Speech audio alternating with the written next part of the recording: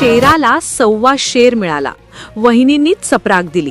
होय, वहिनींनी अशी सणसणीत चपराक दिली आहे की ज्यामुळे अशा लोकांचे गाल लाल झाले आहेत की ज्यांनी वहिनींना कमी लेखलं होतं.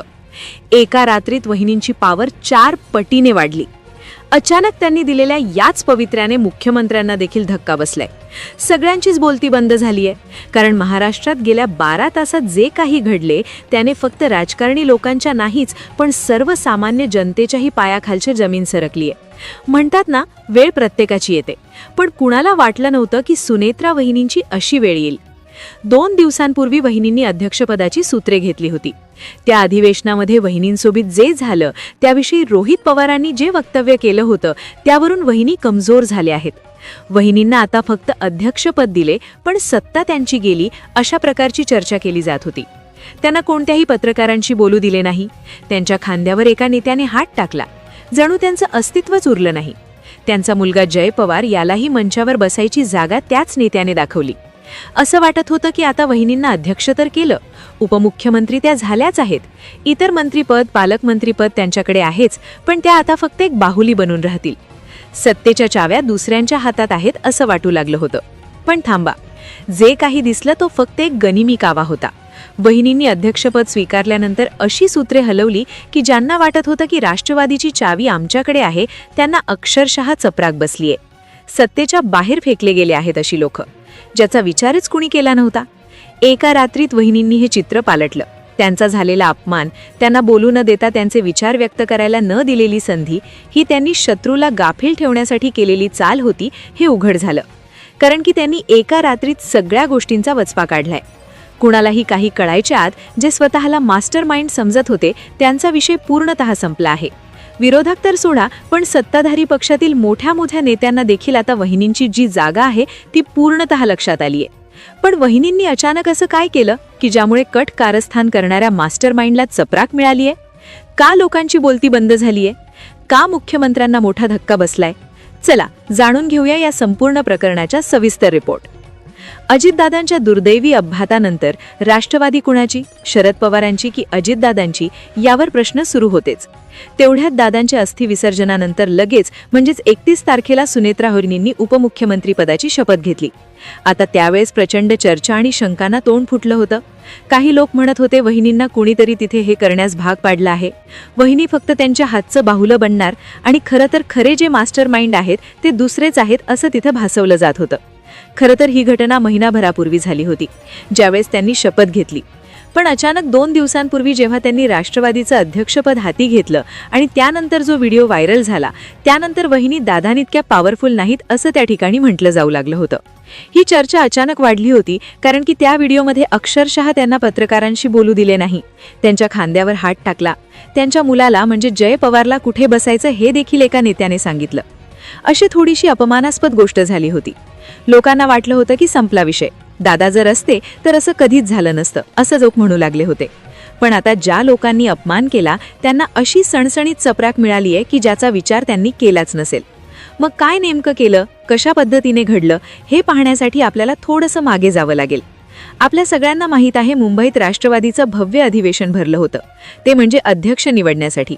2 दिवसांपूर्वीची गोष्ट आहे. सगळीकडे कार्यकर्त्यांची गर्दी, घोषणाबाजी आणि सत्तेचा तोरा होता. मंचावर राष्ट्रवादीचे तथाकथित धुरंधर बसले होते. प्रफुल्ल पटेल, सुनील तटकरे आणि इतर नेते मंचावर बसल्यासारखे मिरवत होते. सुनेत्रा वहिनींना अध्यक्ष म्हणून घोषित केलं गेलं, पण मंचावरचं वातावरण काहीतरी वेगळंच सुचवत होतं.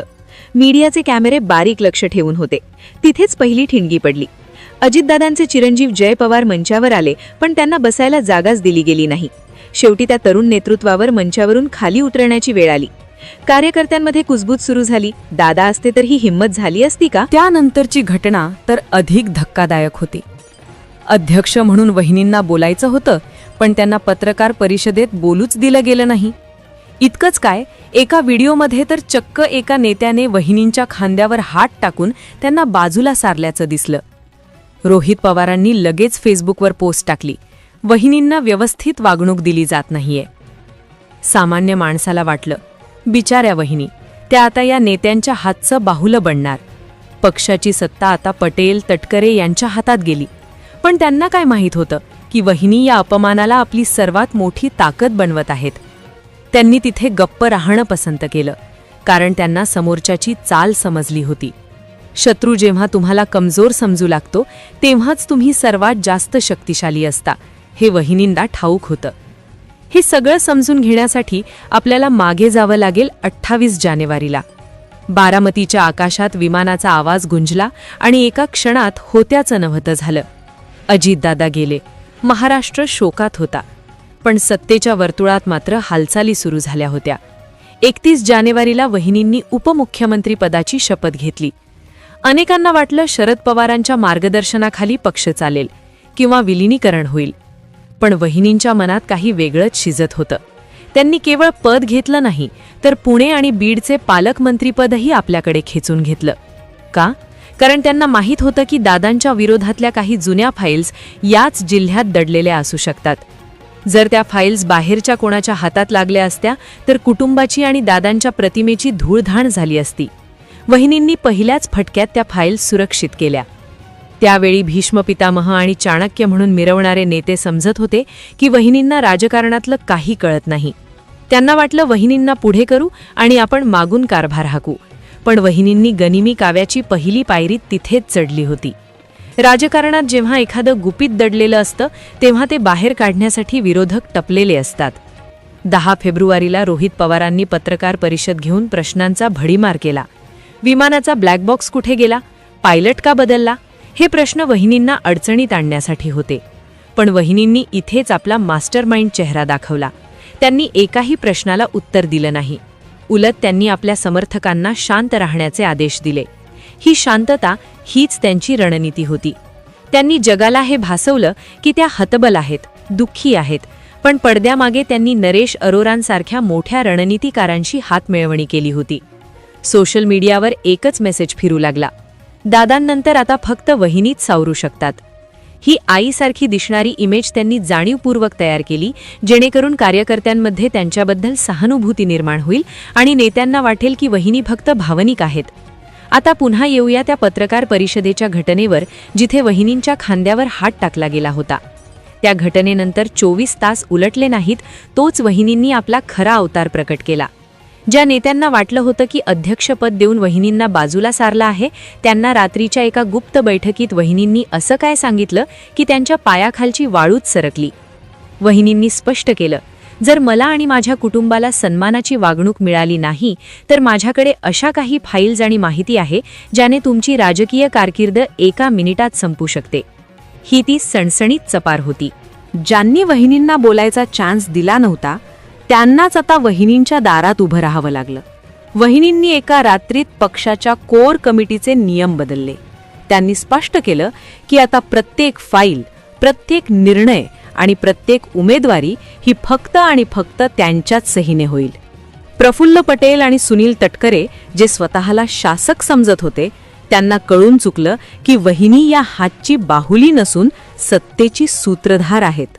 वहिनींनी जय पवारांना मंचावरून खाली उतरवणाऱ्या नेत्यांना अशा काही कामाला लावलं की आता त्यांना विचारल्याशिवाय ते पाणीही पिऊ शकत नाहीत. हीच ती चपराक होती जी फक्त विरोधकांना नाही तर पक्षांतर्गत वर्चस्व गाजवू पाहणाऱ्यांनाही मिळाली. आज राष्ट्रवादीची परिस्थिती काय आहे? सुनेत्रा वहिनींनी केवळ पक्ष सावरला नाही तर महायुतीमध्ये स्वतःचा असा धबधबा निर्माण केला की भाजपलाही त्यांच्या अटी मान्य कराव्या लागल्या. ज्यांना वाटलं होतं की वहिनींना अनुभवाची कमतरता आहे, त्यांना वहिनींनी त्यांच्या कामातून उत्तर दिलं. मंत्रालयात फाईल्सचा जो धडाका त्यांनी लावला त्याने हे सिद्ध केलं की त्या फक्त दादांच्या पत्नी नाहीत, तर त्या स्वतः एक स्वतंत्र नेतृत्व आहेत. त्यांनी पक्षाचं विलिनीकरण होऊ दिलं नाही. त्यांनी राष्ट्रवादीची स्वतंत्र ओळख कायम ठेवली. ज्या रोहित पवारांनी त्यांच्यावर टीका केली होती त्यांनाही वहिनींनी आपल्या गनिमी काव्याने विचार करायला भाग पाडलं. आज बारामतीपासून मुंबईपर्यंत एकच चर्चा आहे, वहिनींनी करून दाखवलं.